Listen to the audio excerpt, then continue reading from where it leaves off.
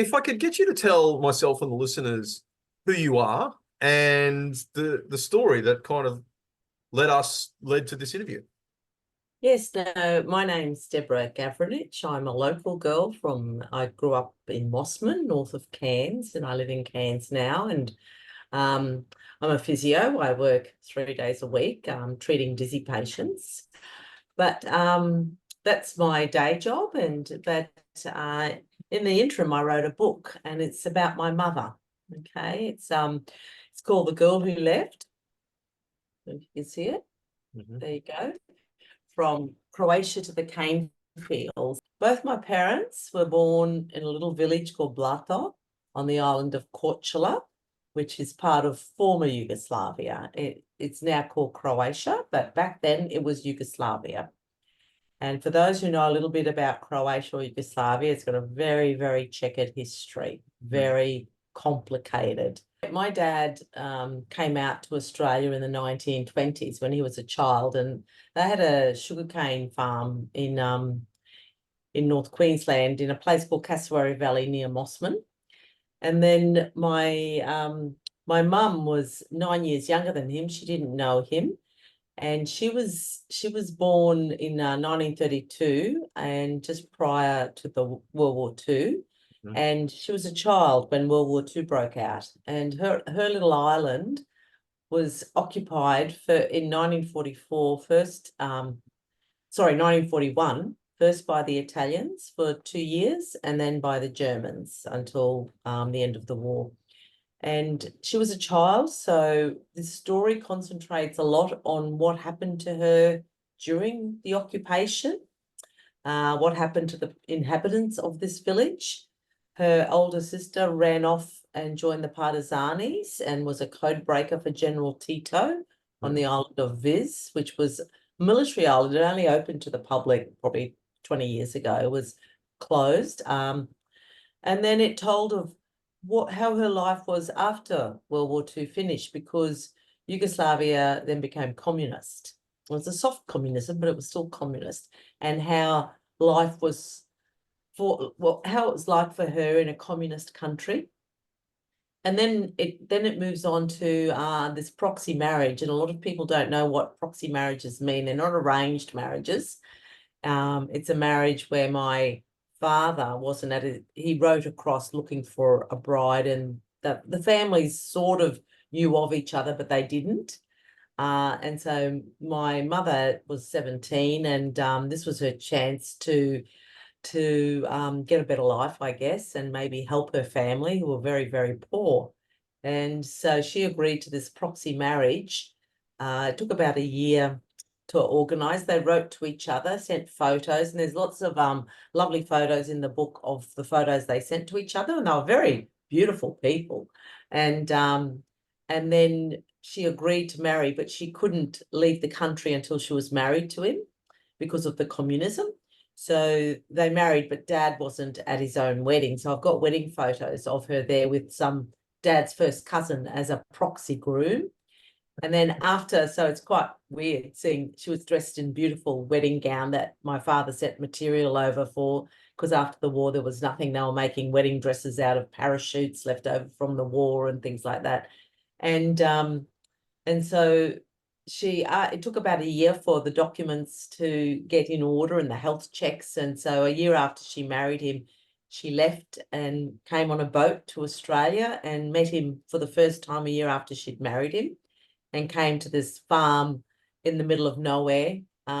She'd left her beautiful village, her beautiful family, and there was no going back. I mean, and then it's a story of her as a new migrant in 1952 in Mossman. So, and then the story does go on about her subsequent trips back and the homeland war that happened in the 90s that she got entangled in. And I won't give away too much for those who haven't read the book. I won't do too many spoilers, but Matt, it's a book that I've had as many men as women contact me that they've loved the story because it's very historically interesting. And my publisher in Melbourne, Kathy Lewis from Wilding Oak Press, took this book on because she said there's been no book like that ever written about what happened in this little island in former Yugoslavia during the war, and then a proxy bride to the sugarcane fields of far north Queensland. It's a bit of a one-off, and it's been incredibly successful. We've been blown away by its continuing success, and it's getting more and more successful. I want to go into the very long synopsis. Well, I want to go into the specifics of the success, and also I'm really interested in your writing style and you know what got you into that, because I'm finding getting quite a few creators, I suppose, watching Northern Vibe, and so people who write, people who do music, people who podcast, people who do that kind of stuff. So all these creative processes, finding out what motivates people and getting to it is actually interesting, but it is an amazing story, and it's certainly hooked and intrigued me, because really let's think about the aspects to this story. Well, it's got the war aspect, and Yes. obviously the immigration coming to Yes. forming our country. Yes, New Australian, the migrant story. Yeah, that part is amazing, because Mm. if you think about, really, it's not that many generations ago, My mother. things that we we live in such cushioned, comfortable times. The difficulties and hardships our ancestors faced as just as normal, and overcame to deliver the magnificent world we've got now. It's kind of like, I'll tell you a funny story about that. One of my editors was in Sydney, and she just finished reading and editing the book, and was sitting in a cafe in Double Bay in Sydney, and wiping her tears, and because there are sad parts, but they're very happy parts too. And a gentleman came and sat at the table next to her, and apparently the coffee got a bit spilled, and he got cranky at the waitress and was telling her off, and she said, I felt like turning around and saying to him, mate, you should just read this story I've just written about. Like, that's not hardship, this is hardship. Yeah. She said, like, people have got no idea the resilience and the hardship like our parents went through. It was like, yeah. would you like a cube? Would you like a cube of concrete with your coffee to harden up a bit there? Basically, she said, what are you complaining about? Spilled coffee, like, dear. Well, let's briefly talk about because the Balkans, I suppose, the war in that part of the world isn't something that we kind of know a lot about. It was actually a very important campaign. The British put a lot of resources in there. I know SOE, Special Operative SOE, were very, very active in that area.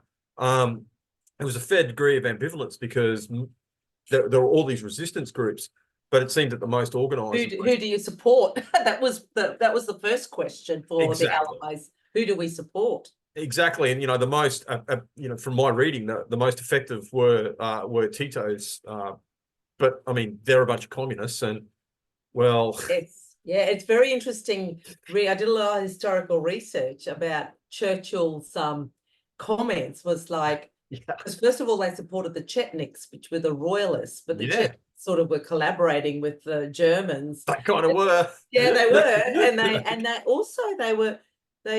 the partisans were really tough, and like, if they killed soldiers and then the fascists then killed villagers, they it was like, well, that's war. We're not going to stop because you're killing civilians, and that's what they did do.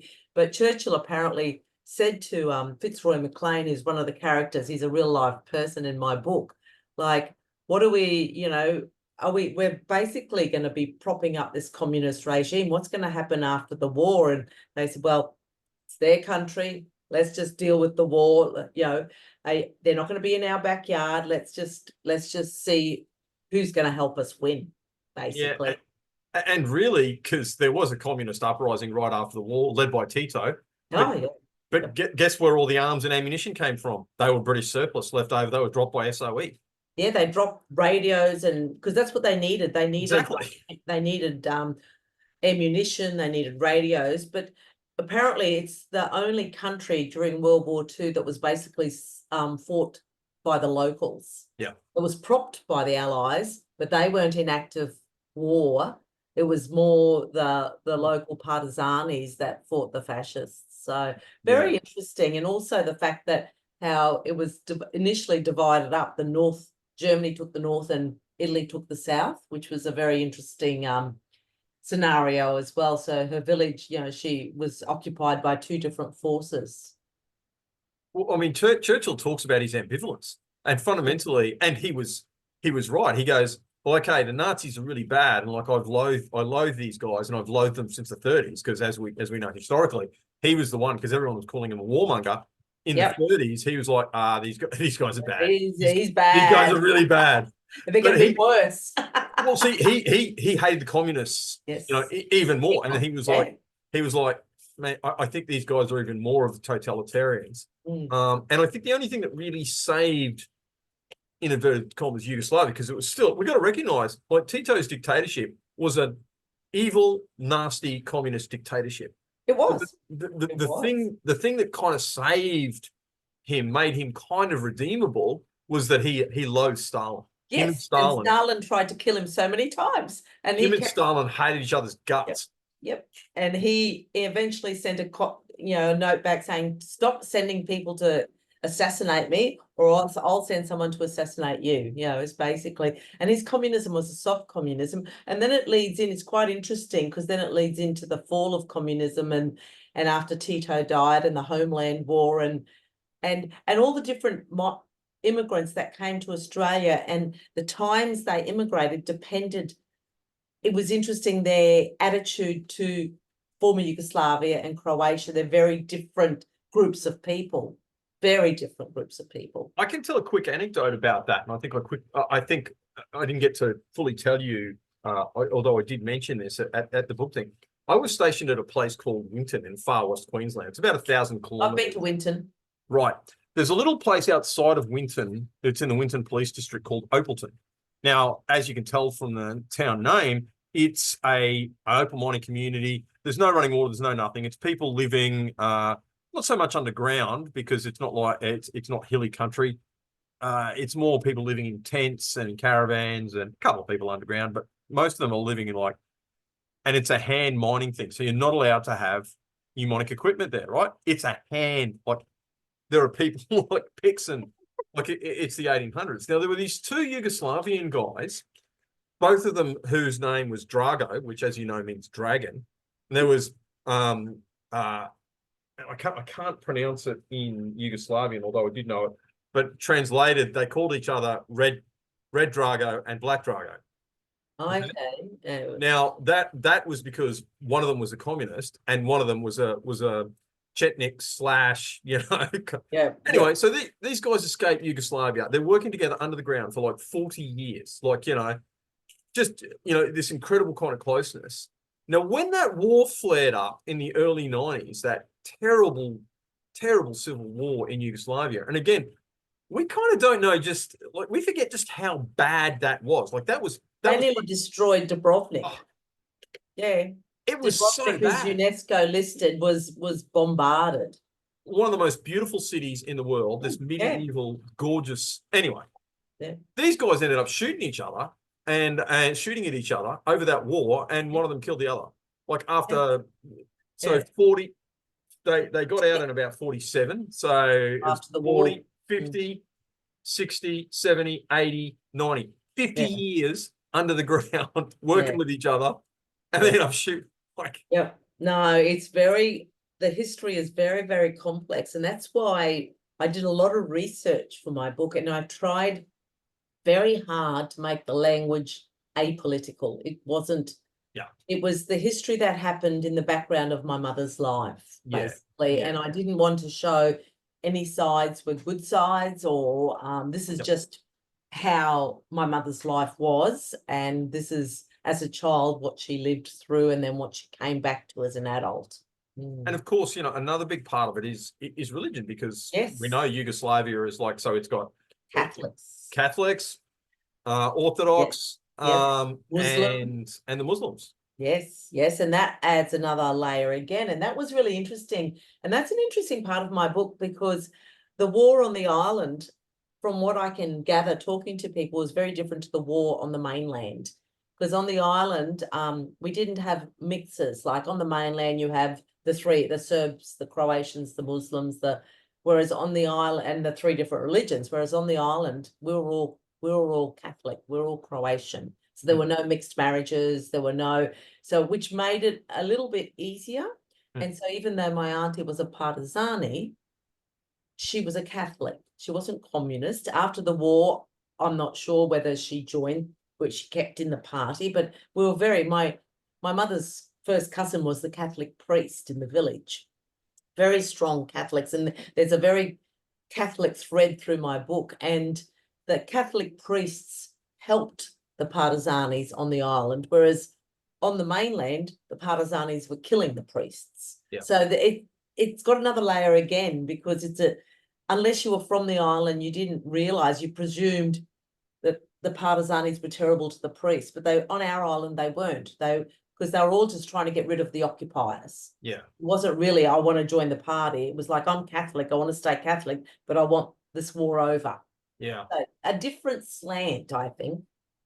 And then again, this is, to me, I'm a history geek, and this is all so interesting. Yeah. And we forget, like, you forget these things and forget the complications of history, and you do so at your own peril. But let's talk about I know you've touched on the immigration experience. That really was the new Australians, like, just for everybody who, I understand it's not even taught nowadays, unfortunately, but there was we've all heard of the 10-pound poms, but right after the war, there was a big push by the government to get immigrants, especially from the Balkans, Mediterranean places, Yeah. not from the British Isles, which is traditionally where most of our immigrants came from.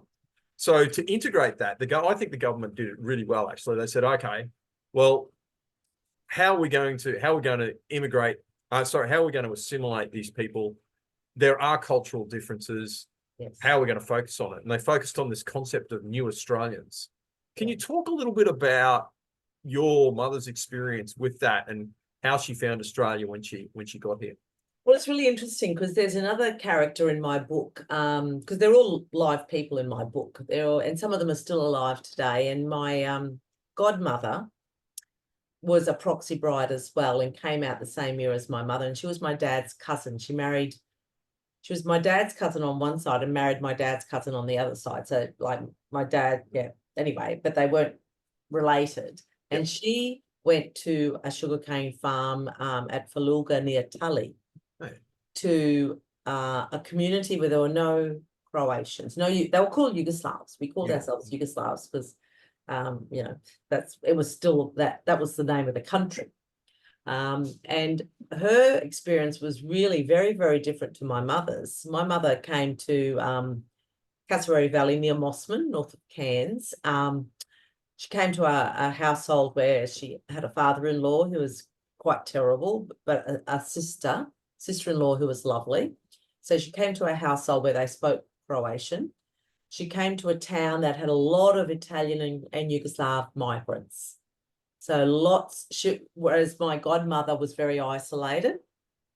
So my mum came to this town that she was the only proxy bride. It was quite an unusual thing. But she was very, very welcomed. And my mother was a woman that was not hard to love. She turned 20 on the boat coming over, had no English. She could speak a bit of Italian because during the war, the Italians took over the schools and made them learn Italian. So she could speak some Italian, spoke no English. But they made her learn English very quickly. They played lots of tricks on her, asking her to go into shops and ask for rude things and things. And so she was very determined to learn English very quickly. And she, even though she was incredibly, incredibly homesick, I was at a 80th birthday party last night, and there was a man there he would be in his 80s now, who was from Mossman, who was actually 14 and was at my parents'. They had a party when she arrived, and he was telling me that he was at that party. Oh, wow. So he knew my parents and said she was beautiful, but she spoke no English. And there were a lot of Australians at the party.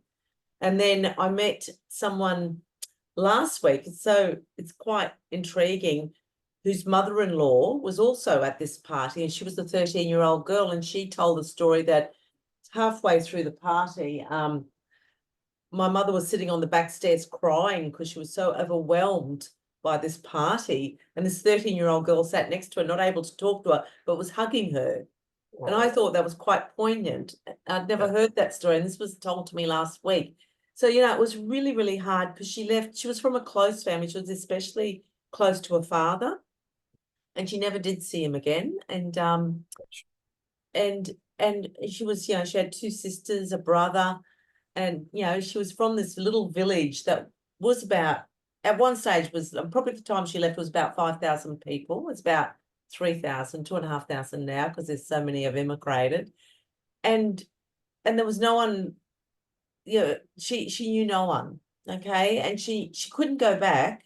You know, there was my original title for my book, I was going to call it One Way Ticket, because that's what it was. And so it was very, very hard. But, you know, all the time, I won't give away too much. She did go back sometime, but that's quite interesting when she did. Sure.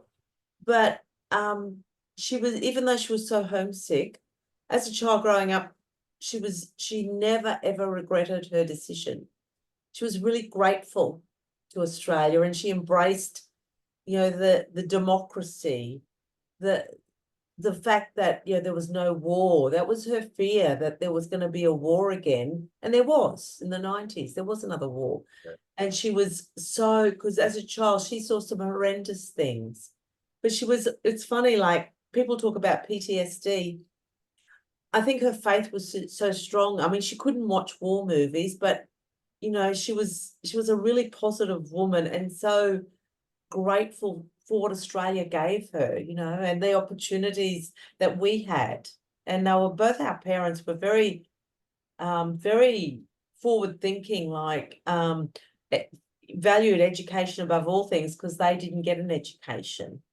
And they were both very clever people. And my dad wanted to be a doctor, and my mum wanted to be a teacher.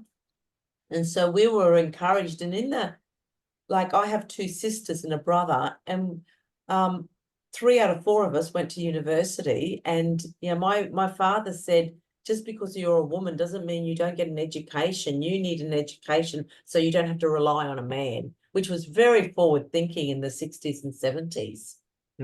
The other thing I find really reassuring about this is because the narrative that's kind of portrayed, especially by the media, with one notable exception that I'm going to talk about in a minute, is like this evil, white, oppressive place treated everybody like crap when they came over. That's kind of not what happened. Oh, no, I disagree. I interviewed a lot of the older migrants that came to Mosman, and they said there was a lot of racism when they came. Okay. And they tried to get jobs. How did it manifest? Well, they all tried to, in Mosman and sugarcane, there was a sugarcane mill, sugarcane farms. They all were cane cutters, because there were no harvesters until the 70s. And they said when they first came, they'd go to I forget the place that it'll come to me, where you got the job for the sugarcane farms. And you sit there and you'd register, and then you'd wait for a job, and they'd give the British, they call them Britishers. The Britishers all got the good jobs. Yep. Okay. And then they'd wait till they all had their jobs. And then they'd say, okay, non-Britishers, which were the Italians and the Yugoslavs, then got the bad jobs. So, and they said there was a lot of, until there was enough of them in the community that really they realized actually the Italians and Yugoslavs worked really hard. Yeah. And but see, my mother wasn't there to work, so she didn't experience that. And she initially was in a Yugoslav community. Yep. So yeah, I mean, you do get that too. I mean, the Irish got that. Yeah. I mean, with my surname. So, you know, each new wave of people gets assimilated, and then they join the main group, and they treat the next wave of people. But growing up, it was really interesting, because one of my friends said, you know, I've never sort of had a cringe about my nationality. And I said, no, I've always been a very proud Croatian woman. And growing up in primary and high school, I went to a boarding school in Herberton. Half my class, 3/4 of my class were migrants' kids.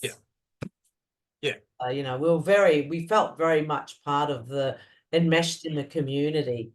I saw this excellent SBS documentary. I actually don't watch the SBS all that much. And it was really funny watching this interviewer speak to this chap who was in his 80s and going, oh, tell me about your experience. And the narrative that the interviewer wanted was like, you were just treated like crap, weren't you? This country just sucks.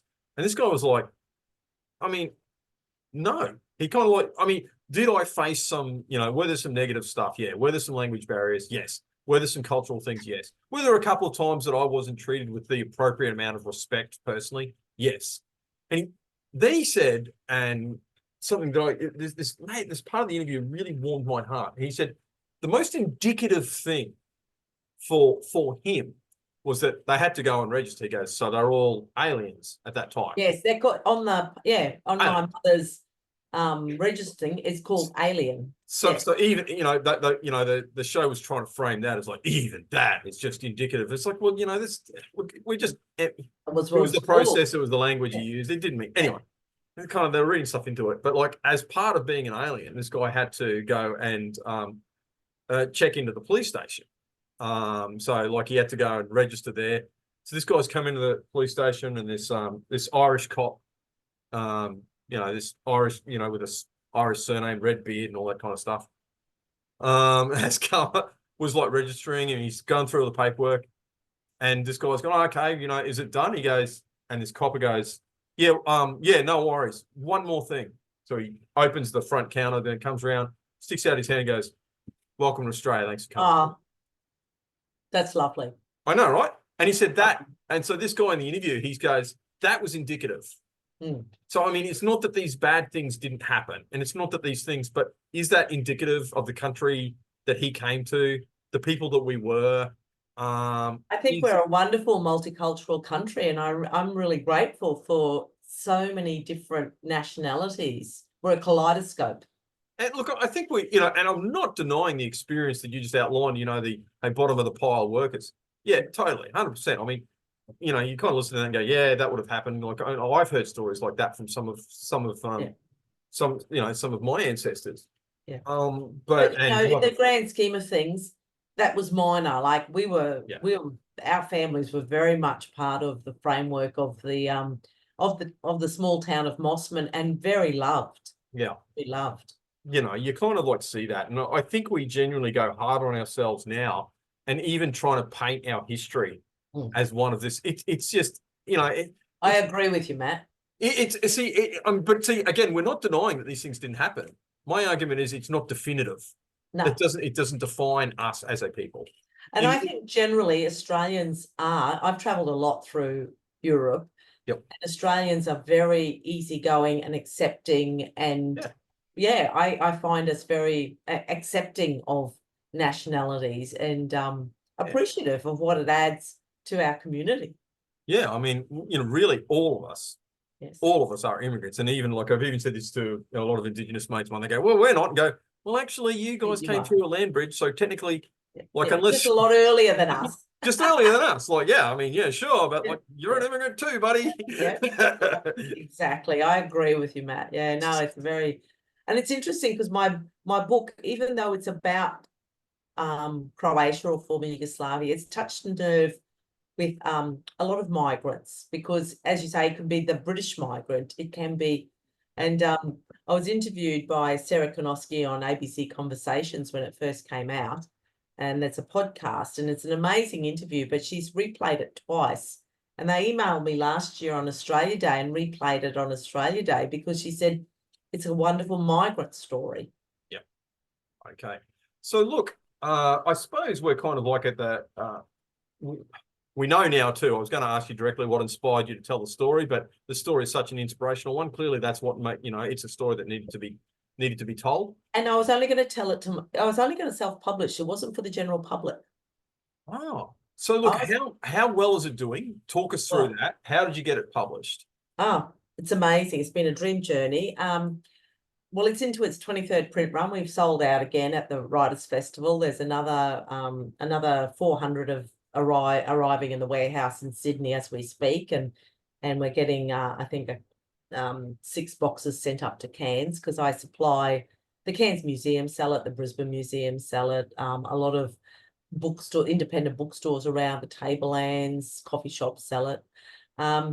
So we've sold out, I don't know how many thousands. It's just like I haven't got a clue, but it's incredible. And but I was really only writing it for my children. I was only going to self-publish it because I wanted to write it because they never knew my parents. My dad died before I had children. They both died very young, and he died before I married. And my children were all under 5 when my mum passed, so they've got very few. Well, the eldest one, they got really minimal, no memories of my mother. So it was for them. I thought, like, they need to know who their grandmother was, and what an amazing woman.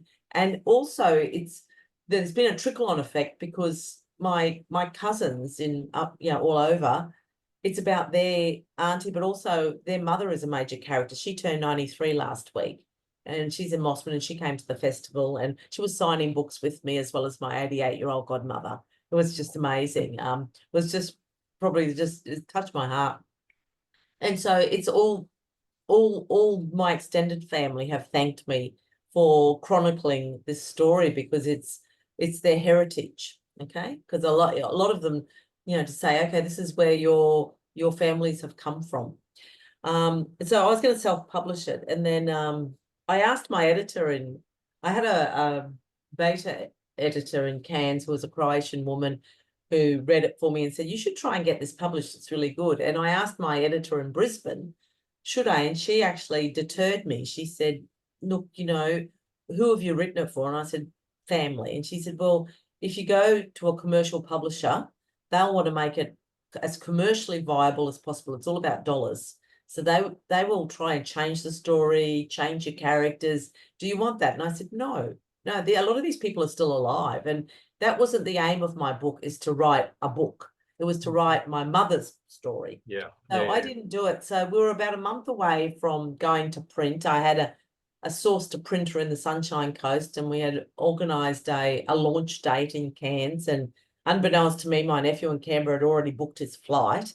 When I thought, I'll just see what's out there. And I actually submitted it to 5 different publishing houses. And I got responses very quickly from 2 of them. And one of the publishing houses didn't really align with my values, so I didn't go up on that offer. But the other one was very much, I looked at the books she published, and they were very much like, a lot of them are award-winning books, actually. She's very successful, and she's an independent publisher in Melbourne called Wildingo Press. And so I had to put a break on everything because once I agreed, I had to sign a big contract and everything like that. And so then the story was then hers. And she's been amazing, Kathy Laws from Wildingo Press. And so it just went viral from then, because then I got a publicist from Sydney, Rachel McDermott, who organised all the interviews for me. I've been interviewed by, as you say, ABC Conversations, which is about as good as you can get for an author. Because so many people have listened to the podcast and have contacted me. I've been interviewed by Indira Naidu from ABC Nightlife, and I've had probably about 15 interviews, some of them live, that my publicist has organised for me. I've been interviewed in Croatia. I was on the Croatian national news 2 weeks ago with my book. So once. Yeah, I know, crazy, hey. I was the only one that was speaking English. I got dubbed, but anyway, I'm learning. I mean, my Croatian's. I was going to say, can you speak Croatian? Yeah, govorim, but nije dobro. I don't. I'm tako, which is so, and I speak a lot of dialect, which is not. Yeah, and accented. It'll be heavily Australian accent. It's like. Oh yeah, I sounded very bogan. Yeah. And, anyway, so it's actually, because I've got a publisher, you have a distributor, which can get you to any bookstore. If you're self-published, you can normally only go into independent bookstores, but with which I didn't know, with a distributor and a publisher, you get into the QBDs and all the different, and all through Australia and New Zealand. So, and I did a New Zealand book tour last year, which was incredibly successful. We did 12 events in 14 days. And and I met cousins, as you do, over there that I never knew. I've met a whole lot of relatives and close relatives, like second cousins Hmm. that I'd never heard of on my father's side, that read the book and worked out that we were related. So it's been Wow. an amazing, it's 2.5 years since it's been published, and it's actually gaining more and more traction. It's still Um, going. it's my family is blown away by the whole journey, and we're taking it to Croatia in June. I've got events booked there, and we're going to try and find a publisher over there. But at this stage, there are bookshops that wanted the English version because it's for tourists. So we're going to get my publisher's organising a printer in Europe to be printing them so they can access them easily in Croatia. Fantastic. And Oh. how long did it take you to write? I was working full time up until I started to write, and then I dropped a day. I was working 4 days a week. And so Wednesday was my writing day. And so it took me 3 years. And I didn't know I could write, Matt. I just started writing away, and that's when my publisher said, "You're a physio. How can you write so well?"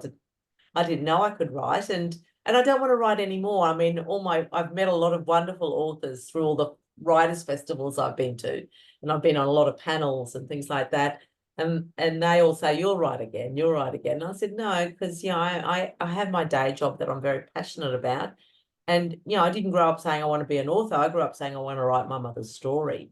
And I've done that. And I don't want to sit and write again. I can write, but I don't need to." Yeah. Good on you. Thank you. Is there any words of wisdom, I suppose, or is there anything you'd like to tell the Yeah. listeners Yeah. before we wrap it up? Yeah. My mother's story, sorry, is one of many. And since I've written it, I'm still getting contacted weekly by people I don't know, half them men saying how much they love the story, or people telling me their family stories. And I've heard some amazing stories and of migrants, and they're lost. They're getting lost. And like I've got my mother's in print, and I'm really, really happy I've done that, because I had to, I didn't get all the stories when she was alive. She died 27 years ago.